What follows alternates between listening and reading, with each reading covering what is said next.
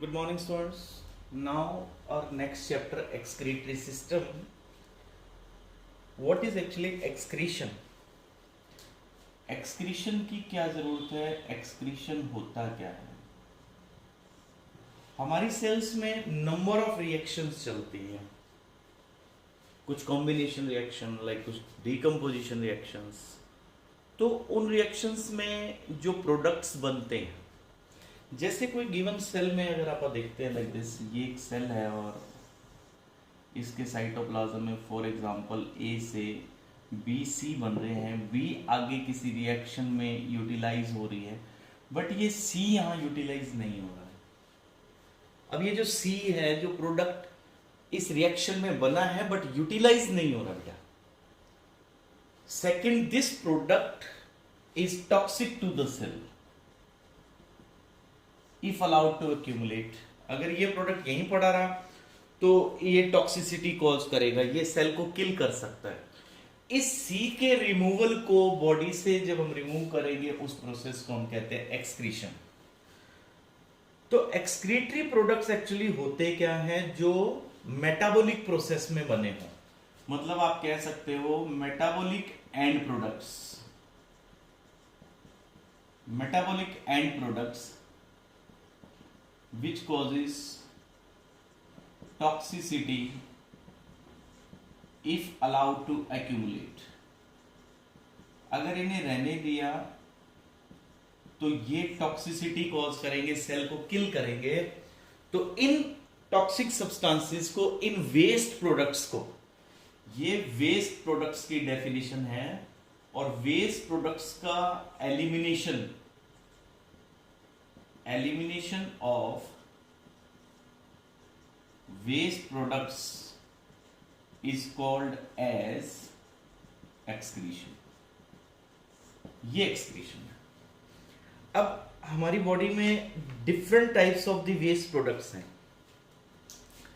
तो ये सब्सटेंसेस कौन कौन से? इनमें जो वेस्ट प्रोडक्ट्स है, इनकी कैटेगरी में सबसे बड़े प्रोडक्ट्स आते हैं नाइट्रोजन के बने हुए, nitrogenous waste products. Nitrogenous waste product, nitrogen की कैटेगरी बहुत बड़ी है और ये टॉक्सिक बहुत ज्यादा है. तो नाइट्रोजन के बने हुए वेस्ट कौन कौन से हैं? जैसे अमोनिया, यूरिया, यूरिक एसिड. ये तीन मेन प्रोडक्ट्स हैं बेटा. इनको रिमूव करना इसी कैटेगरी में आएगा एक्सक्रीशन में. और प्रोडक्ट्स भी हैं हमारे पास, जैसे कार्बन डाइऑक्साइड, जैसे ड्रग्स, ठीक है जी, जैसे वाटर, आयंस.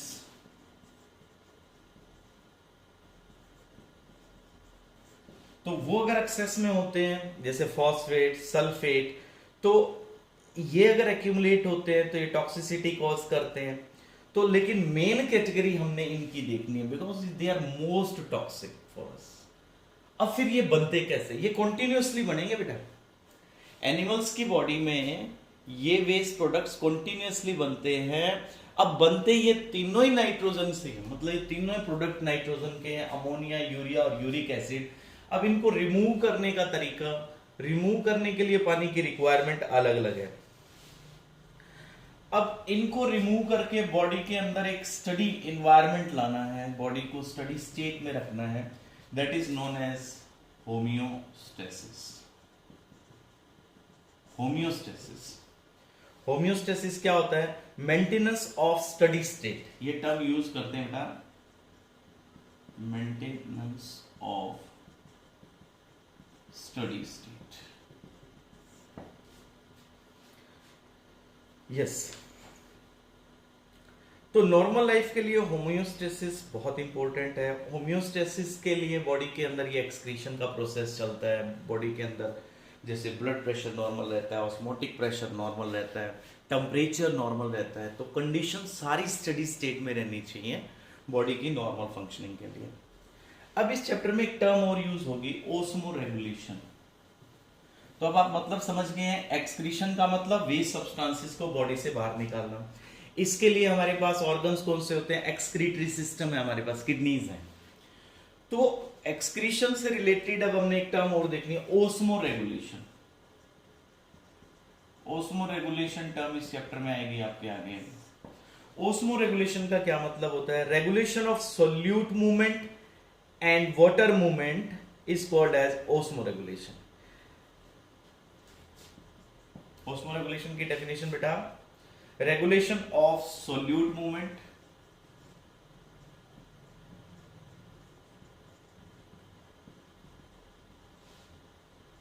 और you can say water movement. आप कह सकते हैं कि बॉडी के अंदर पानी और सॉल्ट की कंसंट्रेशन को मेंटेन, तो ये ओस्मो रेगुलेशन की कैटेगरी में आएगा।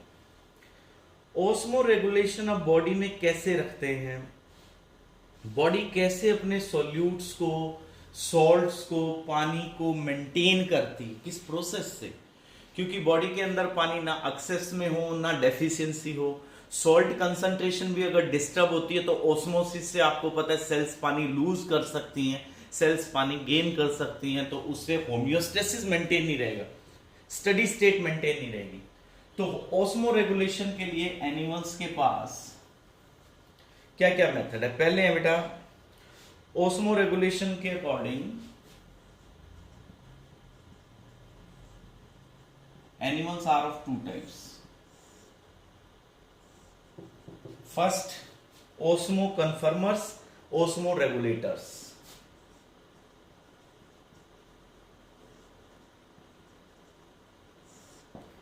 ओस्मो कन्फर्मर्स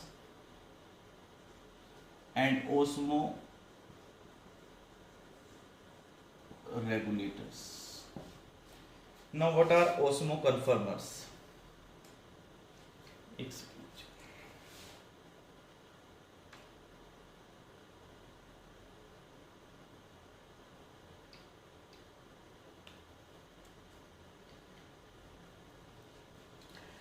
ओस्मो कन्फर्मर्स वो एनिमल्स जो अपनी बॉडी के अंदर ऑस्मोटिक कंडीशंस को कंट्रोल नहीं कर सकते, can not control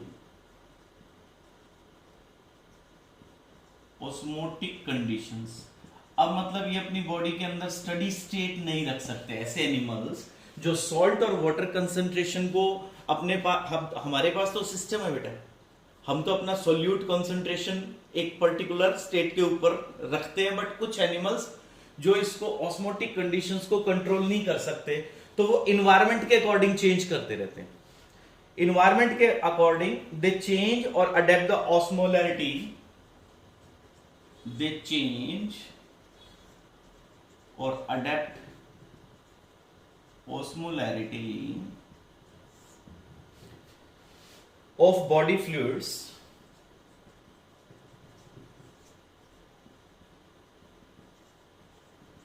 according to, किस तरह से अडेप्ट कर लेते हैं? According to osmolarity of medium.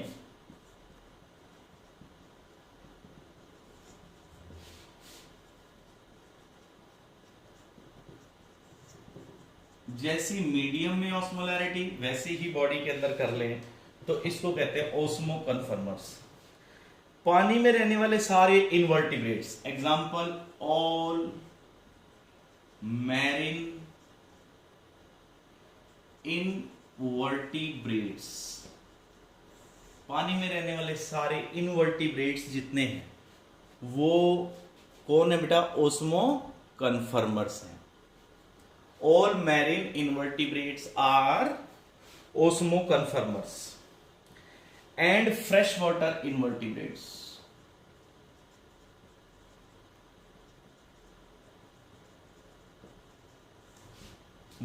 Invertebrate समझते हैं आप, जिनके पास नोटोकॉर्ड नहीं है, वर्टिबल कॉलम नहीं है।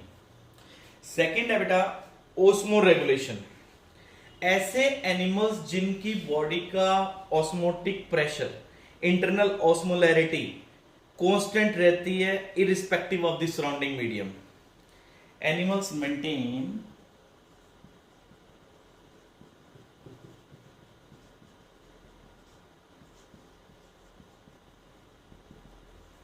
osmolarity different from the surrounding medium. बाहर चाहे चेंज होती रहे। अब जैसे हमारी स्किन के बाहर नमक ज्यादा हो पानी में, तो ऐसा थोड़ी है कि हम अपनी बॉडी के अंदर उसको चेंज कर लेंगे। अब हमारा तो sodium chloride level, sodium level जो है वो नॉर्मल रहेगा। बाहर से हमारे को हमारे बॉडी का इंटरनल जो ऑस्मोलैरिटी है, जो सॉल्ट्स हैं, वो कांस्टेंट रहेंगे इररिस्पेक्टिव ऑफ द सराउंडिंग। तो इट मींस हम किस में आ गए? ओस्मो रेगुलेटर्स में। हाँ जी, ओस्मो रेगुलेटर्स एनिमल्स को अगर हाइपोटोनिक में रखते हैं तो वो एलिमिनेट करते हैं एक्सेस ऑफ वाटर। जैसे इसका एग्जांपल कौन है? Most vertebrates. अच्छा, ऐसा करने के लिए इन एनिमल्स को एनर्जी स्पेंड करनी पड़ेगी ओस्मो रेगुलेटर्स पर। अब इसके बाद हम आते हैं, नेक्स्ट टॉपिक है बेटा टाइप्स ऑफ नाइट्रोजनस वेस्ट। ये तो कैटेगरी होगी ऑस्मो रेगुलेशन की कि इधर animal is osmo कन्फर्मर। Osmo कन्फर्मर means कि अकॉर्डिंग टू सराउंडिंग उनका जो ऑस्मोटिक कंडीशंस है वो चेंज होती है। ओस्मो रेगुलेटर जो अपनी बॉडी की ऑस्मोलैरिटी को कंट्रोल कर सकते हैं irrespective of the outer medium, बाहर से कैसा भी मीडियम रहे। नेक्स्ट है बेटा, अच्छा इसमें एक एक्सेप्शन है, एक्सेप्ट हैगफिश। एक्सेप्ट हैगफिश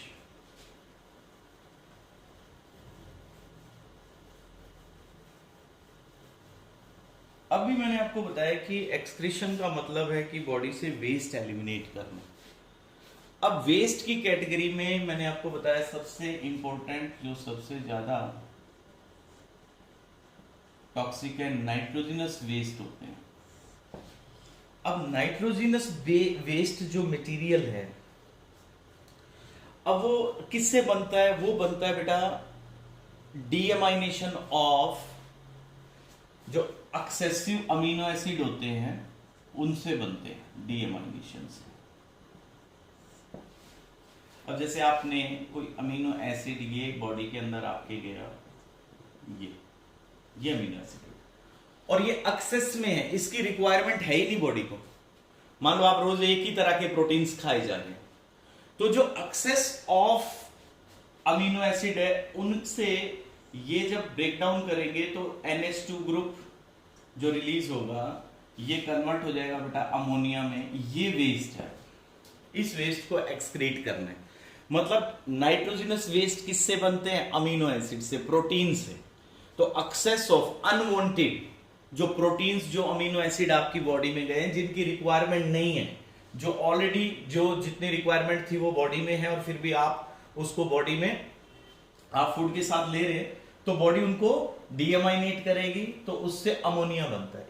ये अमोनिया बहुत ज्यादा टॉक्सिक होता है। हम लैंड एनिमल्स इसको एक्सक्रीट नहीं करते, तो हम इसको थोड़ा सा कन्वर्ट कर देते हैं किसमें? यूरिया में। ये कम टॉक्सिक है। और जो इसको भी नहीं रख सकते वो इसको और सिंपल में कन्वर्ट कर देते हैं यूरिक एसिड में। तो मतलब सबसे ज्यादा टॉक्सिक अमोनिया, उससे कम यूरिया और सबसे कम यूरिक एसिड। तो अलग अलग एनिमल्स में अलग अलग है बेटा। कुछ एनिमल्स डायरेक्टली अमोनिया निकालते हैं, कुछ यूरिया निकालते हैं, कुछ यूरिक एसिड निकालते हैं, depending upon the availability of water. अब क्योंकि अमोनिया को निकालने के लिए सबसे ज्यादा पानी चाहिए, उससे कम यूरिया के लिए और उससे कम यूरिक एसिड के लिए।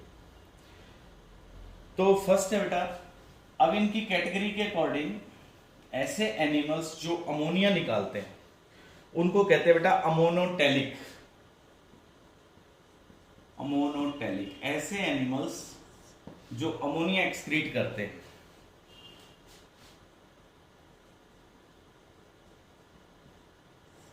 अच्छा, वाटर रिक्वायरमेंट कैसी है इसके लिए?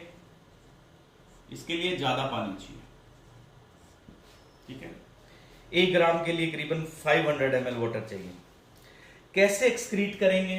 मैकेनिज्म क्या होता है अमोनिया को निकालने के लिए? अमोनिया निकालने के लिए बाय डिफ्यूजन। जो एनिमल्स अमोनिया निकालता है वो बॉडी से इसको डायरेक्टली डिफ्यूजन से एक्सक्रीट कर देगा, ठीक है जी। By diffusion across body surface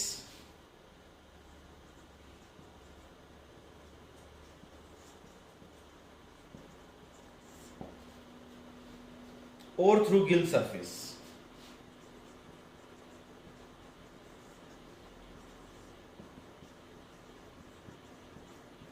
In form of ammonium ion, जैसे फिश के केस में।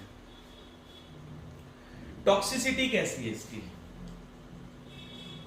ये सबसे ज्यादा टॉक्सिक है, इट्स हाईएस्ट टॉक्सिक। कौन निकालता है इसको? Examples,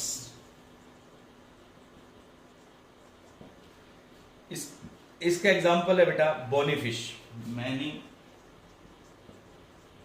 bony fishes excrete ammonia in the form of ammonium ion.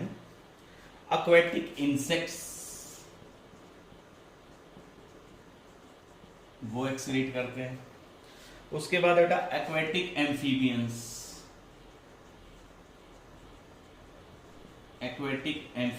excrete ammonia.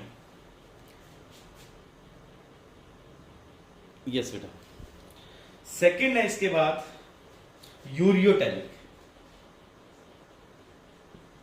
यूरियोटेलिकोन जो यूरिया एक्सक्रीट करते हैं, थोड़ा कम टॉक्सिक है अमोनिया से। इसके एक्सक्रीशन के लिए 50 ml चाहिए। इसमें आपको पता है 1 ग्राम के लिए 500 ml वाटर चाहिए। तो रिक्वायरमेंट ऑफ वाटर सेकेंड देखें हम कितनी है? Less than ammonia. अमोनिया से तो कम चाहिए पानी, 10 टाइम्स कम हो गया बेटा। यस। अब अमोनिया में बदलता कैसे है? मतलब यूरिया, अमोनिया यूरिया में कैसे कन्वर्ट होता है? हमारे अंदर अमोनिया को यूरिया में बदलने का काम किस ऑर्गन का है? लीवर का। लीवर इसको कन्वर्ट करवा देता है और फिर इसको रिलीज करता है ब्लड में, और ब्लड से फिर ये कहां जाता है? आगे किडनी के पास, और किडनी इसको यूरिन के थ्रू बाहर निकालती है। मतलब हमारे अंदर भी प्राइमरी प्रोडक्ट कौन बना है? Ammonia, but we have converted it to the less toxic waste product urea. तो हमने इसको कन्वर्ट कर दिया, ठीक है जी। तो उससे फायदा क्या हुआ? एक तो पानी कम चाहिए, दूसरा ये लेस टॉक्सिक है। आप काफी 24 आवर्स के लिए इसको ब्लड में रखें तो भी ये इफेक्ट शो नहीं करेगा, जबकि अमोनिया इतनी देर में किल कर सकती है। इसको आप ब्लड में रख सकते हैं। यस। तो इसकी टॉक्सिसिटी देखें, लेस देन अमोनिया। अमोनिया से कम टॉक्सिक है बेटा। कौन निकालता है इसको? एग्जाम्पल कौन है इसके? इसके एग्जाम्पल है बेटा mammals. Mammals excreted, marine fishes,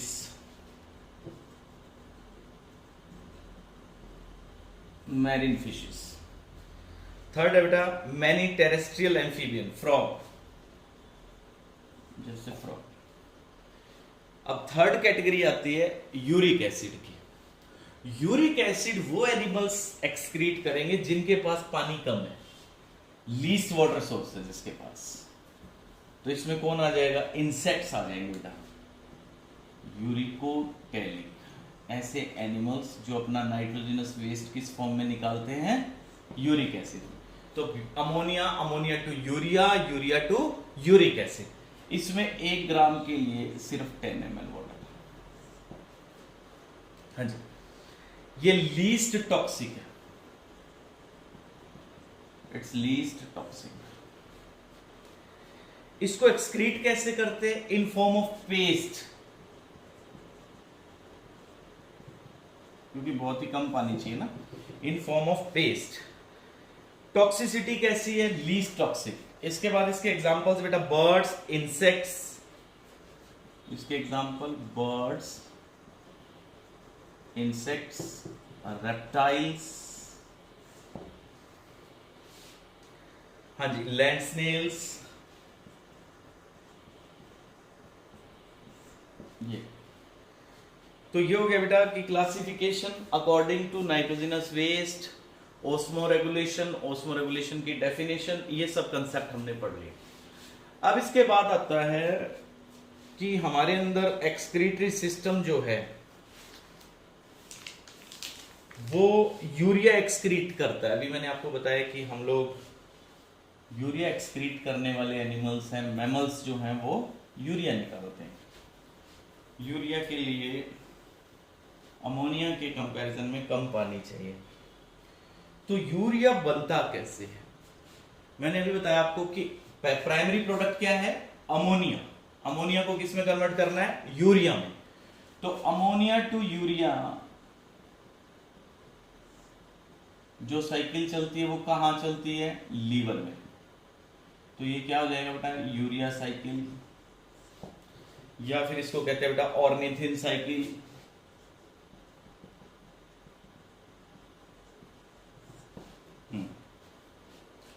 या फिर Krebs Henseleit cycle. Krebs Henseleit cycle. Yes.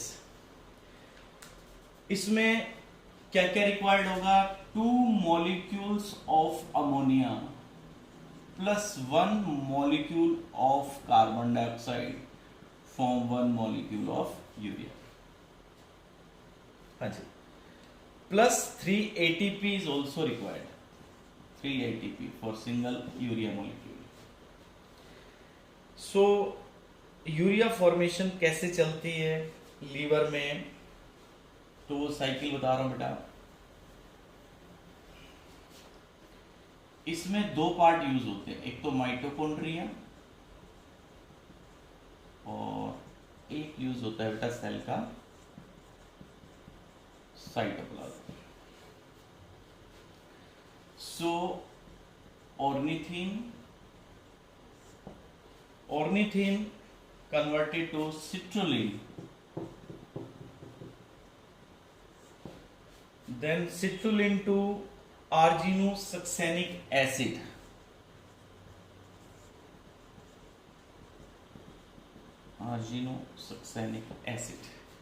then it is converted to arginine,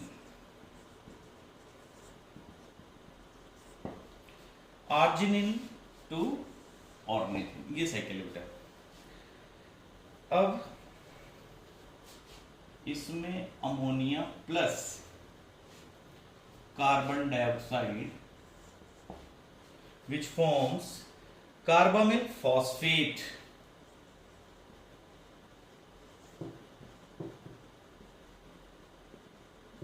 कार्बामिल phosphate it enters here, यहां पे एंटर करते हैं। Here ATP is used, ATP to ADP,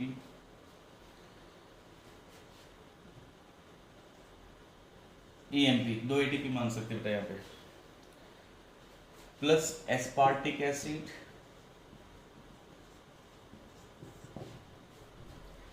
yes, here removal of fumaric acid,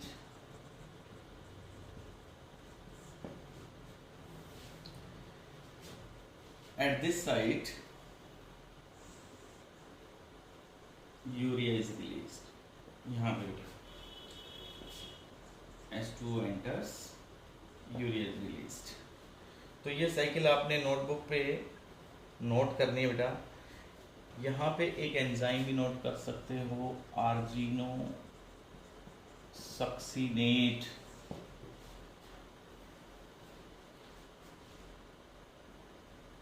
आर्जिनोसक्सिनेज बेटा। तो ये cycle note करनी है आपने फेयर नोटबुक पे।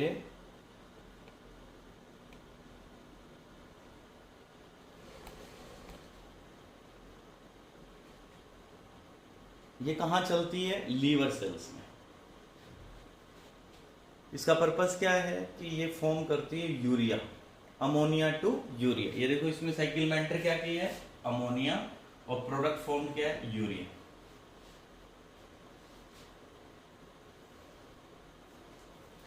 यहां पे इस साइड पे 2 ATP यूज होती है बेटा, 2 ATP to 2 AMP, ADP। Yes,